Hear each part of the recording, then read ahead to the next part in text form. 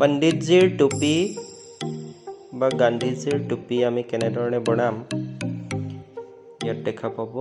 প্ৰথমেই আমি এখন কাগজ ল'ম, আৰ্ট পেপাৰ ল'ব পাৰি, নিউজ পেপাৰ ল'ব পাৰি বা তেনেকুৱা ধৰণেৰে আমি এখন আৰ্ট পেপাৰ লৈছোঁ, ইয়াক সমানে দুভাগ কৰি দিছোঁ।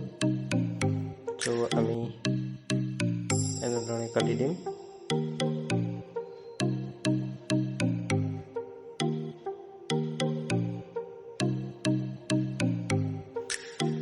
কটা হোৱাৰ পাছত আমি ইয়াক আকৌ সমানে দুটা ভাগত ফল্ড কৰিম।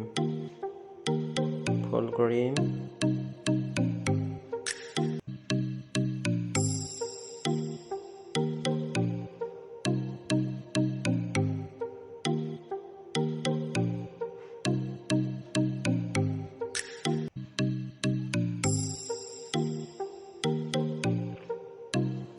কৰাৰ পাছত যিটো বন্ধ কাষ থাকিব তাক এটা সৰুকৈ ভাঁজ কৰিম। এনেদৰে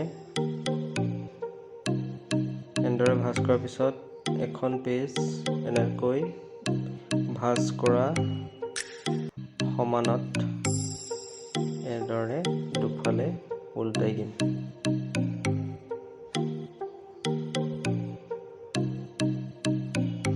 উলটাই দিয়াৰ পিছত আমি আকৌ সমানে ভাগ কৰি লওঁ। ভাগ কৰি মাজতে সমানকৈ এটা চিন দিম। চিন দিয়াৰ পাছত আমি এই চিনলৈ এনেধৰণে আগৰ ভাঁজ দিয়া ফল্ড দিয়া তালৈকে ফল্ড দিয়ালৈকে আমি এনেধৰণে ভাঁজ কৰি দিম চুকীয়াকৈ। চাৰিওফালে ভাঁজ কৰিব লাগিব, ইপিঠ সিটো মাজলৈকে।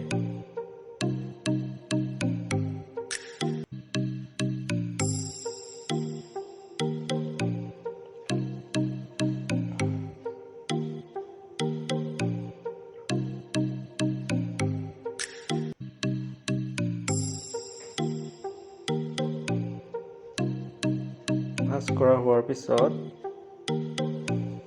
আমি এনেদৰে এটা ছাইড ওপৰৰ দুটা কৰ্ণাৰ সমান কৰি ভাঁজ কৰি দিম এক পিঠি।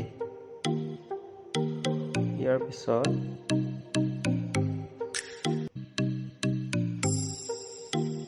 সমান কৰি ল'ম।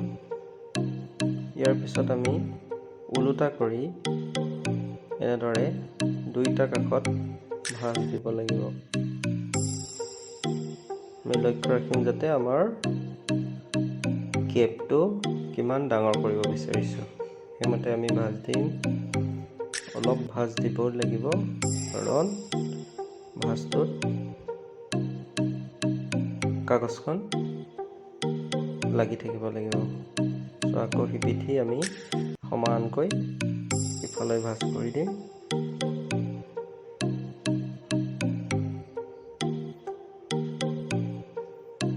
কৰা হৈ গ'ল।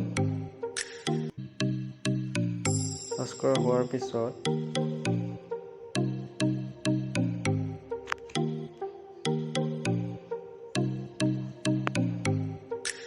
আমি ইয়াতে মূৰতে ওপৰত এটা ষ্টেপল মাৰি দিব পাৰিম যাতে এৰাই নাযায়, বা আমি ইয়াত আঠাও লগাই দিব পাৰোঁ।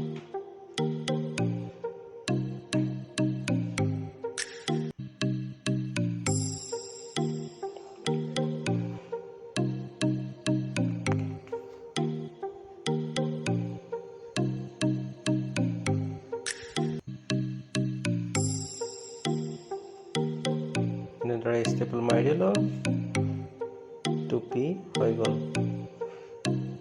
আমাৰ চিলড্ৰেন ডেৰ টুপি হৈ গ'ল। ছাত্ৰ ছাত্ৰীসকলে এনেধৰণে বনাব পাৰিবা।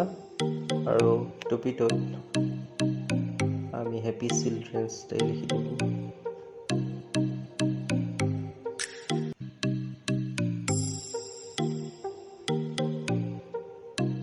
পণ্ডিত জৱাহৰলাল নেহৰু। চ' আমাৰ কেপ ৰেডি হৈ গ'ল আৰু let's celebrate happy children's day.